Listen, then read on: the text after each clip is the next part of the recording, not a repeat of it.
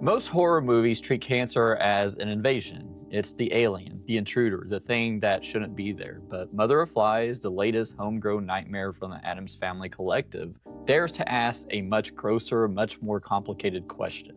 What if a tumor isn't an ending, but a raw material? The ending of this movie, where a terminal mass of cancer cells is alchemically transmuted into a living infant, isn't just shock value. It is the Adams family's thesis statement on nature. In the sterilized world of American healthcare, death is a failure. In the most choked word of Solveig the witch, death is just fuel. Mickey doesn't get cured in a traditional sense, she gets recycled. The film argues that the only difference between a tumor and a baby is intent. If you haven't seen Mother of Flies, turn back now. We're spoiling the tumor, the witch, and the skeleton in the closet. To understand why the ending works, we have to look at who made this. This is a John, Zelda, and Toby Poser joint. If you've seen Hellbender or The Deeper You Dig, you know their MO. They shoot in their own house, they do their own stunts, and they obsess over the terrifying power of bloodlines. The film kicks off with Mickey, played by Zelda Adams, and her father Jake, played by John Adams. We need to talk about the setup here because the cynic in me wants to scream at the screen. Mickey convinces her dad to drive her into the deep woods to see a witch she met in a dream. Now, normally this is stupid character logic 101, but the script inoculates itself against that criticism by grounding the desperation in something very real.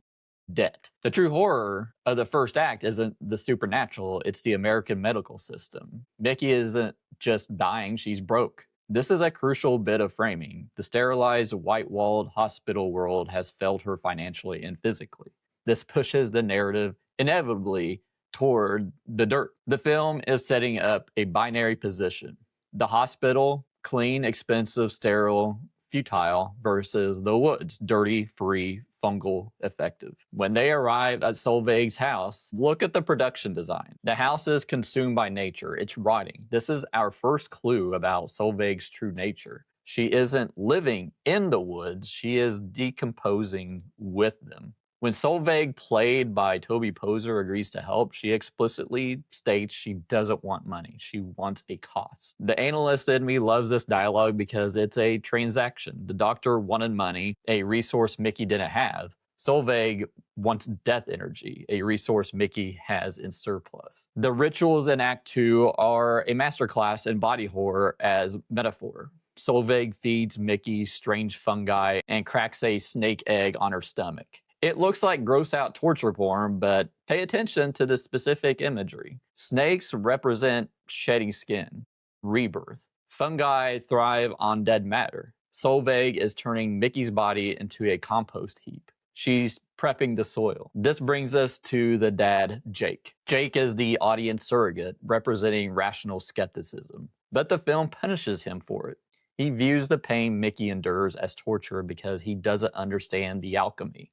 He thinks the goal is preservation, but the goal is transformation. The biggest lore drop comes when Jake inevitably bails, again, questionable parenting, leaving her dying daughter with a bog witch. But let's roll with it, and goes to a motel. The receptionist drops the bomb. Solveig is a necromancer who has been dead for centuries. This changes the genre of the movie entirely. We aren't watching a faith healer drama, we are watching a ghost story. But here is the breadcrumb most people miss. Solveig isn't a malicious spirit. She's a mother. The receptionist mentions the local legend of the witch who was burned for trying to save her own baby. This recontextualizes every interaction Solveig has with Mickey. She isn't looking at Mickey as a patient. She's looking at Mickey's tumor, the fruitless growth in a barren womb, and seeing a second chance. She sees the life inside the death. But by the time we hit the midpoint, the trap is set. We think the cost Solveig mentioned is Mickey's life. But the film has been telling us the whole time. Solveig doesn't want to take her life, she wants to make it. The climax of Mother of Flies completely dissolves the barrier between medical procedure and occult ritual. When Mickey tries to flee and Solveig drags her back to the gravesite, the movie shifts into full surrealism. Mechanically, here is what happens. Solveig slices Mickey open, but doesn't extract a necrotic lump of cancer cells. She pulls out the tumor, which has been transmuted into a living infant. This is the payoff to the apple metaphor the film has been hammering home. Mickey described the tumor as the size of an apple, the forbidden fruit. Earlier, Solveig force-fed Mickey a snake. In biblical terms, the snake guided Eve to the apple. In Adam's family logic, the snake, magic, guided the witch to the tumor, the raw material. The flashback reveals that Solveig was a mother whose child was burned by villagers. She has been a restless spirit for centuries, not looking for revenge, but for a replacement. She didn't save Mickey out of altruism. She saved Mickey because Mickey was growing a vessel. The final scene where Jake and Mickey dig up the grave is essential. If the movie ended without this, you could argue it was all a hallucination caused by the toxic mushrooms. But they find the physical skeleton of a woman clutching the bones of an infant. This confirms the supernatural mechanics. Solveig was a ghost, or a hollow in folklore terms. She needed physical matter to recreate what she lost. She took Mickey's death sentence, the tumor, and converted it into her own eternal peace, the child. Mickey walks away cancer-free not because of healing, but because the death inside of her was harvested. Now let's put on our tinfoil hat.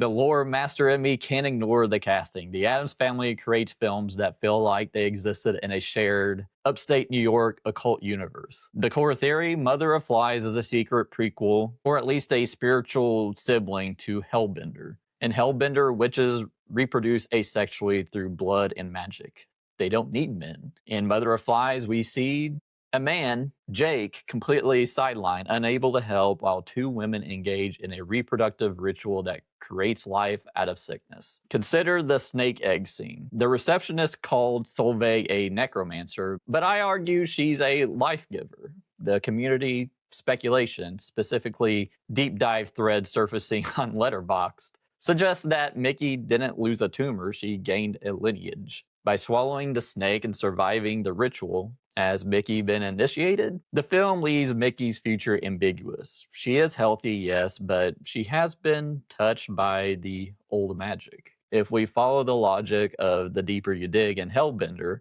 you don't just walk away from contact with the supernatural unchanged. The atomic theory here is that Mickey is now a carrier. The cancer is gone, but the magic remains in her bloodstream. She is the new vessel. The script plays fair. It told us from the minute one that the science failed and the magic has cost. The ending delivers exactly that transaction. It's visceral, it's gross, and it's emotionally resonant. The choice to make the monster a grieving mother rather than a generic demon elevates the material above the standard VOD horror. The cynic in me has to dock points for the dad leaves plot device. Jake leaving his dying daughter in a haunted shack because she asked for space creates a forced conflict just to get him out of the way for the climax. It's a bit clunky. But I think the thematic resolution is good. In a genre that usually demonizes illness, Mother of Flies suggests that we can coexist with our darkness. We can transform it. It's a messy, muddy, bloody fable about autonomy. If you want jump scares, go watch The Conjuring again. If you want folk horror meditation on the failure of the American healthcare system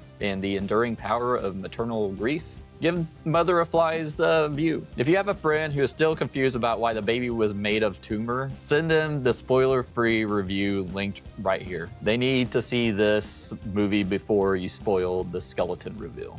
If you enjoyed this video, please give it a like, consider subscribing, and maybe joining our YouTube memberships. And I'll see you in the next one.